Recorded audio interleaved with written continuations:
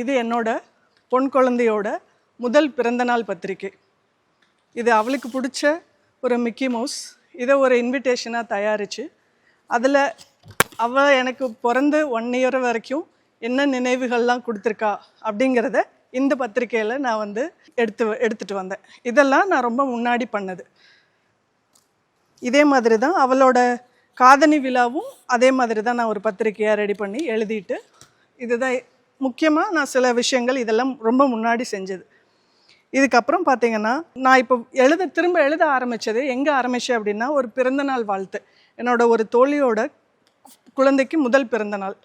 அதை வந்து ஒரு சிறப்பாக அவங்களுக்கு அந்த நிகழ்வை மகிழ்ச்சியாக கொடுக்கணும் அப்படிங்கிறதுக்காக அவங்களோட 1 வருஷம் பிரசவ காலம், அதுக்கப்புறம் குழந்தை பிறந்து 1 வருஷம் எப்படி இருந்துச்சு அப்படிங்கிறத அவங்களுக்கு எழுதி அவங்களுக்காக அதை ஃப்ரேம் பண்ணி நேரில் போய் நான் வாசித்து காமிச்சேன் அந்த ஒரு நிகழ்ச்சியில். அதில் ஒரு பெரிய சிறப்பான விஷயம் என்னென்னா, அவங்க வந்து ஒரு கேரள பெண்மணி, மலையாளம். அவங்களுக்கு வந்து தமிழ் கேட்டால் புரியும், ஆனால் தமிழ் எழுத படிக்க அவங்களுக்கு தெரியாது.